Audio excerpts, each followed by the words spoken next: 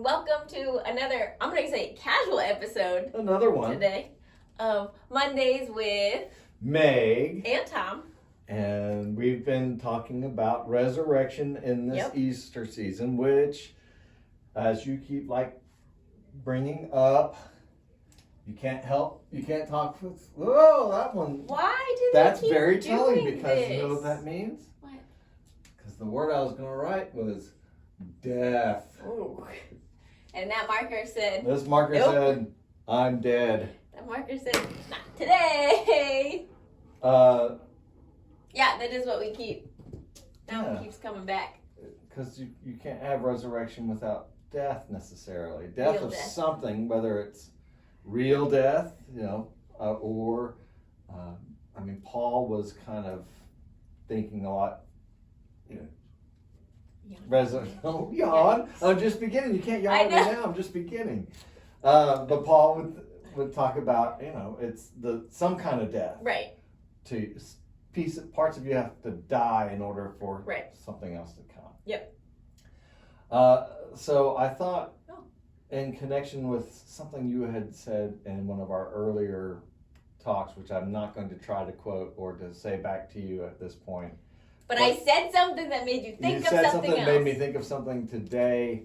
And it's really it's still in the same theme of what you think about death and these kinds of concepts that tend to naturally come with religion, what happens and how that then washes back on the life you lead, the choices you make, how your religion impacts your life. And I think a lot of this,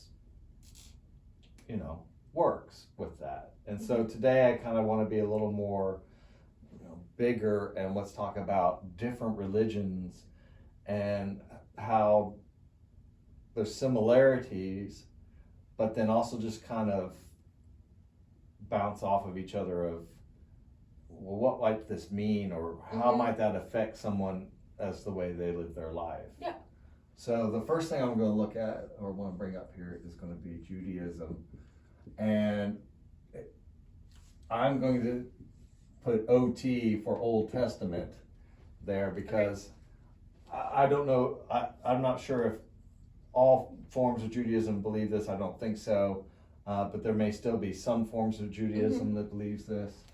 And this is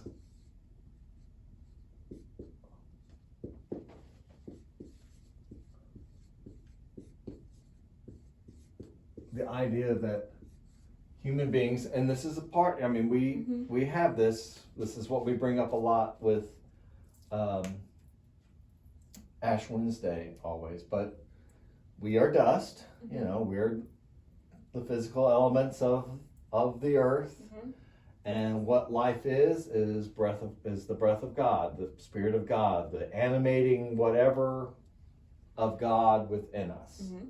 And when that breath goes, you breathe your last, you return to the dust.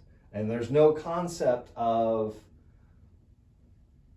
a you necessarily. Whatever you are only during this time. Right. And when this time comes to an end, there's no you that somehow goes on. Your consciousness doesn't survive. There's no soul that goes on. It's this. You're gone. Right. You're gone. And even since we're going to talk about the Old Testament a little bit, even concepts of Sheol, I think in some of those, and of course, that was going to be my question.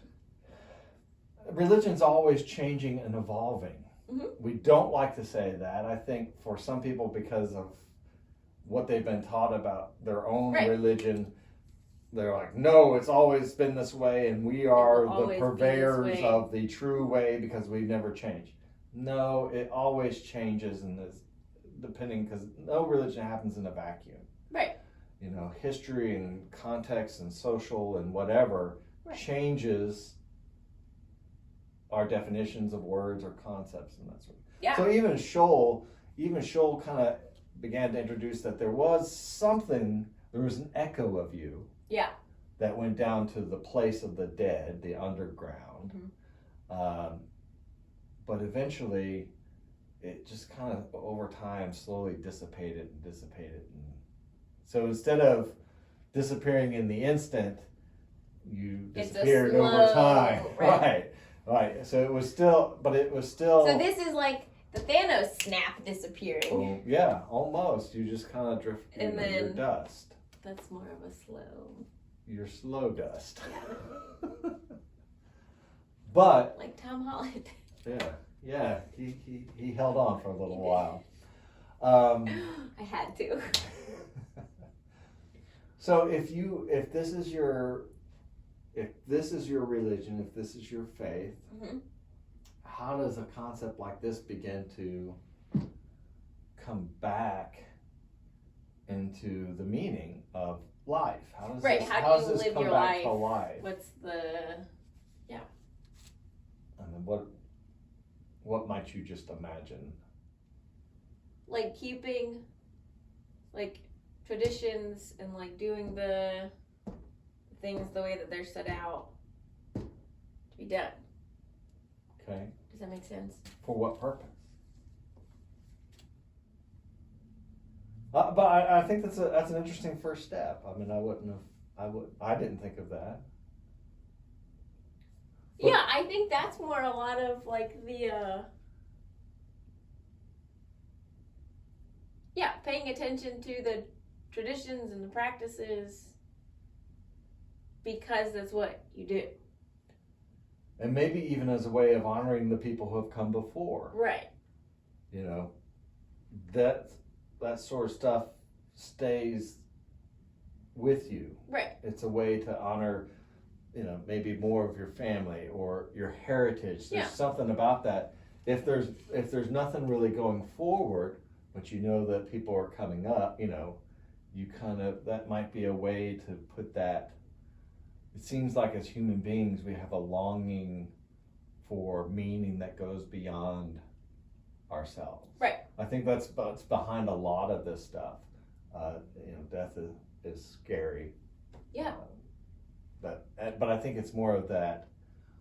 The thought of oblivion is scary more than death. More than dying. And it begins that then you can't think about death without asking, well, what does life mean? Right. What's life about? I find this actually, strangely enough, me personally, I find this almost very comforting. Why? I don't know. I mean, as I was thinking about it this morning, as we were trying to think about what we were going to talk about today, as I kept thinking about it, there was some sort of there's just sort of a basic comfort to that. To me, this takes away a lot of anxiety, and it puts me back. It puts me in the moment. It seems to be a lot of what we've been reading in Ecclesiastes, which is one of the Bible studies that we're doing here. There's something about what's the best thing. I mean, I can't take it with you. Right. Death comes to us all. Right. What's the best? Vanity of vanities, all is vanity. Right. But you know what?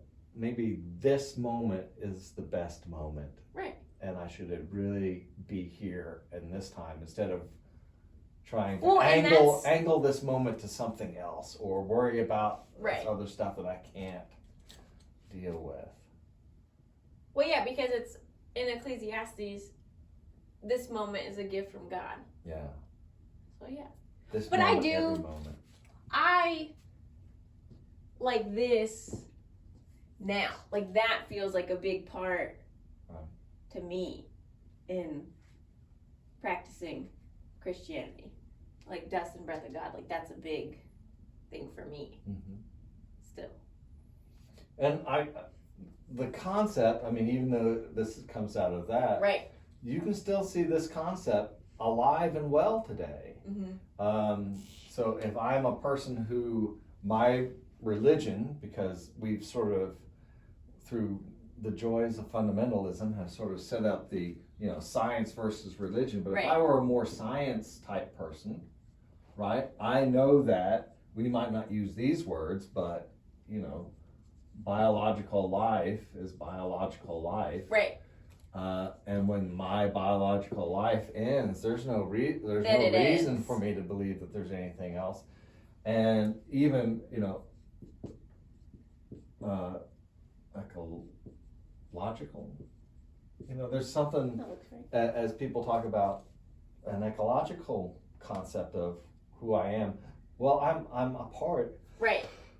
I'm a part of all, they wouldn't say creation. Not creation. But I'm a part of everything else. I'm a part of it all. I'm just like everything else. I am the same as a flower who comes and has life and then wilts, and those elements of the flower break down and move and become a part of something else. Right. As a part of, human beings, I am a part of everything around me. Right? That's that whole, when they get a little trippy dippy, I'm made of the stuff of stars. Right, but in a sense you are, because again, this view is there's only a certain number of elements and they come together and then they go away. And then they go away. And then they come together. Right. And then they go. And we can't, science has a hard time explaining or giving narrative meaning to stuff. Yeah. That's not what it's about. Right. That's its limits. That's more, It that's doesn't why do the that part. religion and science is great, but religion is talking and thinking about something different. It's a different way of finding meaning. What is consciousness? It's more artistic than it is. It's more artistic, but they're not. They're not enemies. They're not rivals. It's just ways of understanding. Right. And knowing ourselves. It's like the left brain, right brain thing. Kind of. And you gotta have both brains. And we know a lot of people on the one side who has only one side. It seems like they only have half of their brain, and they only have half of their brain. And I think that's, we've done a danger to understanding our whole of humanity by splitting things up. Yeah, by going, well, it could be this or it could be this. But it can't be both. It's like the Venn diagram. Yeah. It's like, it can actually be both. It's okay. It is what it is. It is both.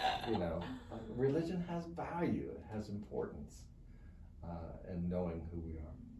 So again, isn't it interesting how we can see some of those ideas still there? Yeah, the elements. And it's the same it's the same conceptual thing. So that may, again, how do you draw meaning if that's what it is, or how do you draw meaning if that's your idea? Mm-hmm. So, do you want to erase this and write another one up, or do you want to fill the board? How do you feel? Let's erase and put another one up. Okay, let's erase and put another one up.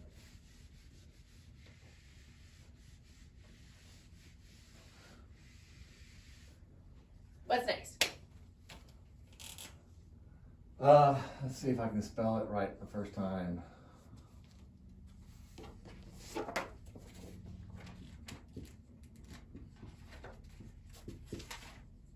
Can't help but feel like I've missed an O. Like it's Zoroastrianism. Zoros. Yeah, keep feeling like there's a hidden O in that. Zoro. Zoro. See, there is a hidden O. Is there not an A? Astrianism. Yeah. Sorry for all practitioners of Zoroastrianism out there. It's so hard to spell. Yeah. There's that hidden. I always miss the hidden O. But anyway. Zoroastrianism. So, scratchy throat this morning. Zoroastrianism. What's interesting about Zoroastrianism, since you are a major of religious studies, oh my but gosh, but don't know anything religious studies. Disclaimer, that was 12 years ago. When you took your world religions, Zoroastrianism is Persian faith. Okay. So think more when Persia was kind of the power, pre-Alexander, post-Babylon, Zoroastrianism. And what's interesting for us as practicers of Christianity is a lot of our ideas, or in various forms of Christianity, are shared with Zoroastrianism. Okay. So we're not monotheistic though here, are we? Zoroastrianism are monotheists. Okay. Yes, and so certain things that sound familiar And we're going to be very, again, my apologies to anyone who actually practices Zoroastrianism who might come across this video. We're being very basic, very elementary. Yeah. This is in no way a high level discussion on Zoroastrianism. Correct. Okay. Disclaimer out there. Boom. So things like there's the duality. There's a lot of duality in Zoroastrianism. So there is, and again, we're just going to short this down because I don't want to throw out a lot of names. There is basically a good, and there is an evil, and there's the one God who is the good God, and then there's an evil force that God and they struggle. And I'm going to put force instead of God. Okay. So if you think about the dualistic nature of a lot of Christian talk with God versus Satan, something else, and they're battling it out, and in the end the good God is going to win. Those same kinds of statements and concepts are found in Christianity, right? And different levels. You know, a lot of it depends on what brand of Christianity Sure. might be as to how you go there, or what your background was, right? Or what you connect to. In Zoroastrianism, there is a heaven and there is a hell. So there as physical places. As physical places, Okay. as a matter of judgment after death, you know. And it's all based on, because of this, right? Mm-hmm. It is all based on levels, we'll call it levels of good versus evil in your own life. Okay. So the choices you made, whether you did more good than evil, it's very much the scale and balance. Mm-hmm. It's more dependent on that. So Okay. if you have This is dependent on that. this piece, Yeah. afterlife, judgment, heaven and hell, what happens to you if there is more, if your scale is heavier on the good side than the evil side, Right. heaven. If it's worse, if you've done more evil in life, it's hell. Okay. So that's why for a lot of Zoroastrianism, the practice, it is about good thoughts, good words, good deeds. It is very moral in its outlook. And so, you know, the teachings, everything is about being honest. It's really about shooting to be that high moral being. Yep. And that's kind of the purpose of the religion. You want to go that direction. Just as a weird aside, and we're not going to go anywhere with this, but I want to throw it out there because what's interesting is, tell me if this sounds familiar, Oh, no. when you die, your soul, your spirit hangs around your body for 3 days before going off to judgment. Oh, interesting. Isn't that interesting? 3 days, and in those 3 days you contemplate this. It's just 3 days of intense contemplation as you sit there by your body, your spirit, but by that 4th day you're gone. And somehow that also, in the Judaism of Jesus' time, see, like the Pharisees were not the dust and breath of God. Pharisees had started to believe in resurrection. You know, again, understandings of death changes over time, and it changed and evolved and became different in Judaism as well. But, you know, nothing happens in a vacuum, and sometimes Right. these ideas where you wonder where they come from when you share ideas I was like going to that. say. Why was share Jesus ideas. dead for 3 days and then came back to life? What was the thinking of the time that was very important? Anyway, so with Zoroastrianism, it's this, Right. because you know that there is judgment after you die, Right. and eventually, And so you're trying to live your life where this is. where you get to this, Right. But what is interesting also, and since you're over there, I'll let you write it. Okay. Is that no matter what, at the end of time, at the end of everything, the good God will finally triumph over the evil God, and all souls will be resurrected. So it's not hell for all eternity. It is hell to a certain point when good finally wins, and then all are resurrected. So resurrection is also a part of Zoroastrianism.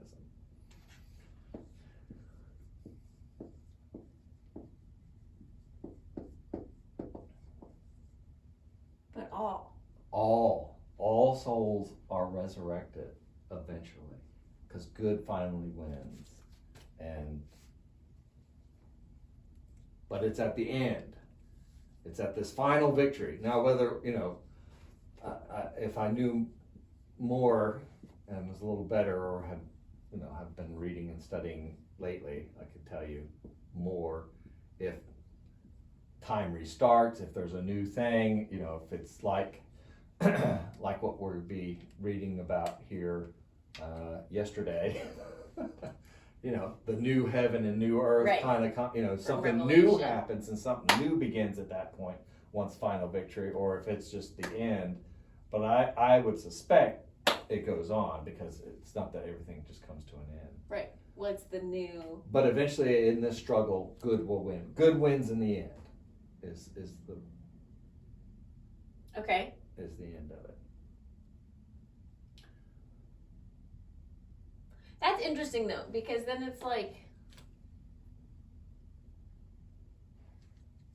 so really no matter what you do, right, it doesn't really matter, because here, if you want to play that long game, and it's very much for I don't want us. to play the long game. Well, it's very much for us today. Whenever we get to this kind of model, all our markers don't like us.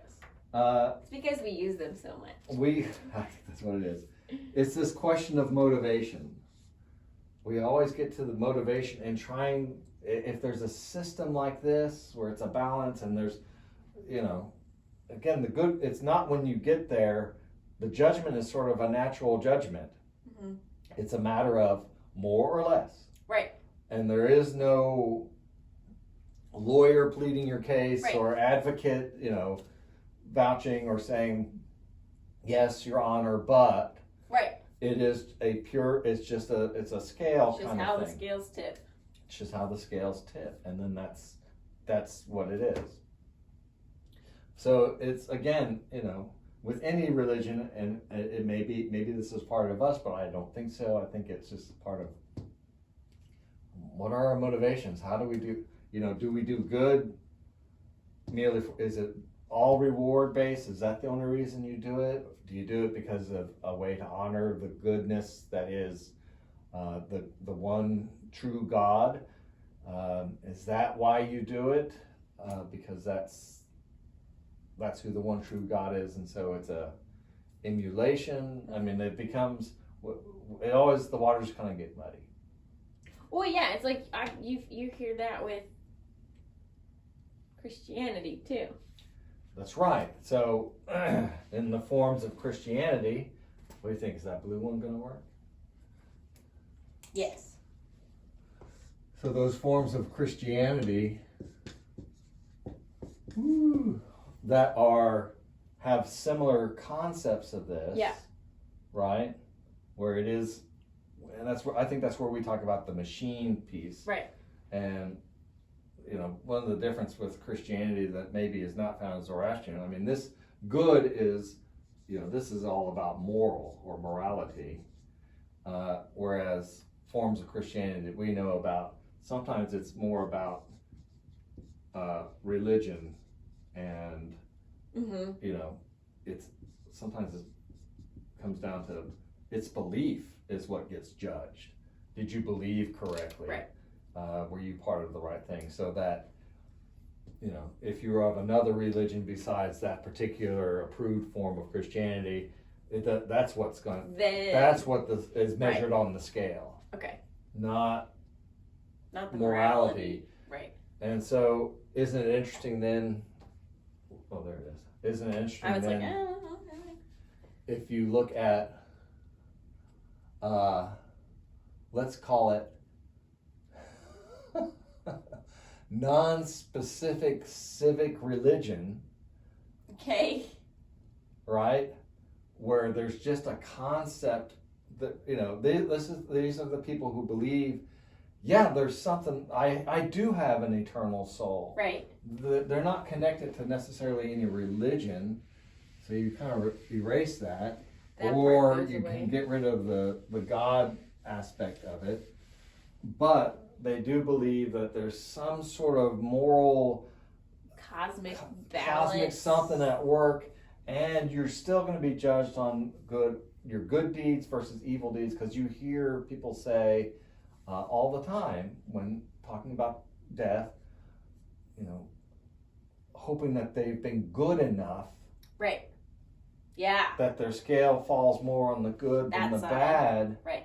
But it's still a this kind of thing.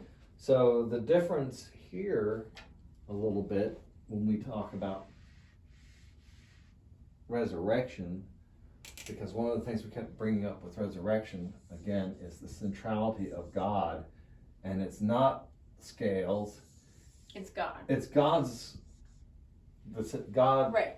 decides. Right. It's God's action. So even, you know, whatever this judgment after death, it's not an automatic placement. It's an active, loving, gracious God who's at work. So when we say God is both Savior and Judge, I think those words are trying to talk about that right. You go before an actual somebody. Right. There's a it doesn't, that even God can forgive. Right. And so maybe if you were a little more evil, whatever happens is still, what is God going to do? And it's all in God's hands. Right. That actually. But that's also what's missing. That's more of our Reformed theology. Yeah. Okay. Right. And so that's where we differ a lot. We have to keep God central. That's one of the things we keep. An active God that, you know, participates, is alive, is with us, is involved, is not just off. It's not the theistic clockwork God and just watching. Yeah, look, I've built the watch, I've built the thing, and now it's everything just runs, but I'm not involved anymore. So even, and again, this stuff here, when you look at levels of morality, good versus evil, and we go to our Eastern religions, and I mean that, hopefully that's not an offensive thing to say, because I mean Hinduism and all those religions that kind of have come out of Hinduism, there's still a concept that the universe is morally influenced, so that you may not have the heaven and hell, but there is reincarnation. Right. There's the concept. Which is still. There's still a judgment. There's still something, but it's still more of the scales. A scale kind of thing, and it is the choices you make in life depend on what happened after death. But now, you know, the difference is, again, there's not a. Right. There's not something there. There's not a being or however, you know. Right. That's making that decision. It's kind of the natural way of the universe. Right. Especially in Buddhism. Even though which is an atheistic religion. Deities in some of them. Hinduism has like millions of deities, but those deities are not at work at making this judgment. Right. It's still more of this system. Right. That kind of thinking. And in Buddhism, it's definitely, you know, this kind of thinking. So the Buddha teaches detachment and other things. Right. And you still, you know, as a Buddhist, you're to bring more good into the world. That matters. All that matters. Hinduism, sometimes it's about, it may be more, there's a heavy social element following your dharma, right, the path yeah, in front of you, and how well, depending on where you are in life, how well you follow that path, right, and adhere to the path before you. What it was the old caste system, is how well you fulfill your place in the caste system, or that sort of thing. But this, like the level of goodness and the doing good and the being good, Right. is a big concept and proponent of most religions, would you say? Yeah. I Yeah. mean, if you think about just adherents, majority of people who adhere. So, again, if this is Buddhism, Hinduism, and those various, smaller ones, Jainism, I'm not quite sure about Sikhism. I wonder about that. I can't remember. That's a new one for me. I can't remember Sikhism at this point. I'm drawing a blank as I'm sitting here trying to think. But if you even look at then also Christianity, I think some forms of modern Judaism, current Judaism has the same kind of thing. There is an afterlife in some forms of Judaism. Right. And I think it's also kind of based on this sort of thing. And then this sort of general civic religion, I think as a species, as human beings on the planet, I would dare to say I think more people probably believe in some manner of system, moral system. Yeah.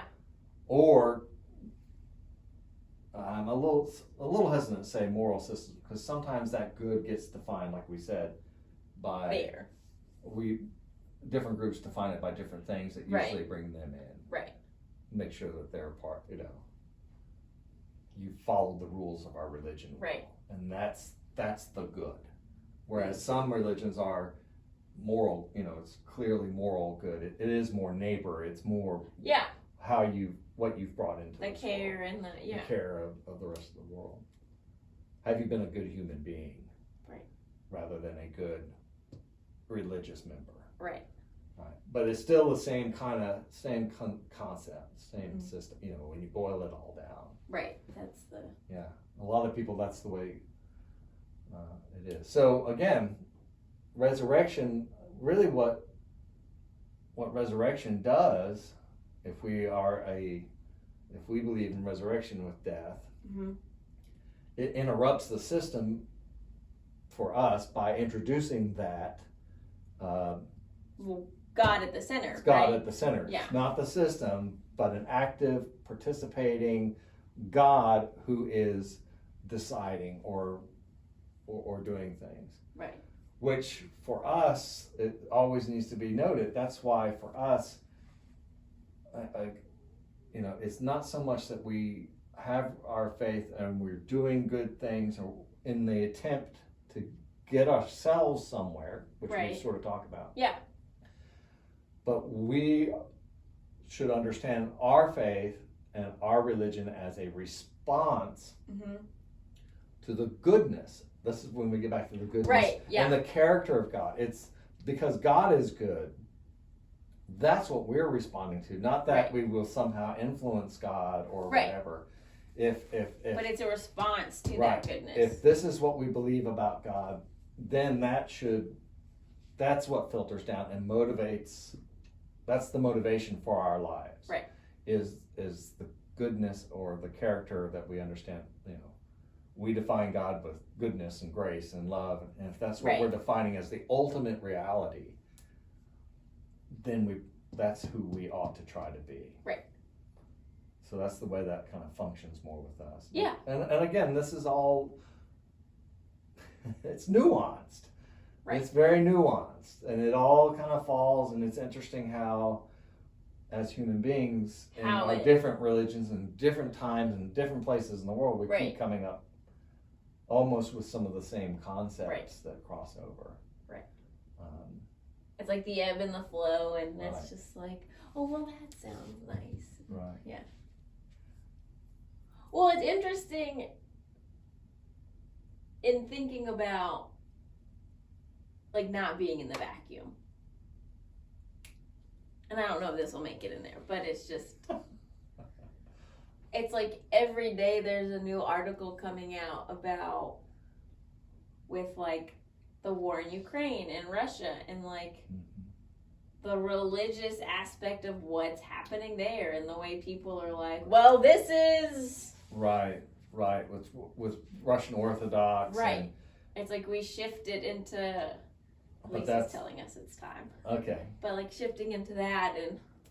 But that's again the same old story of how we use our institutions and other pieces to try to justify our actions. Right.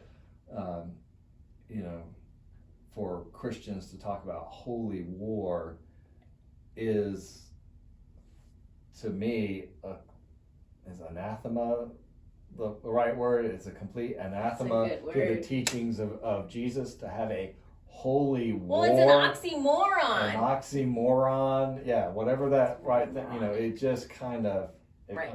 But I think that's a whole different discussion for another day, and not for this marvelous and wonderful, thought-provoking episode of Mondays with Meg and Tom. And we are done. We'll see you next time.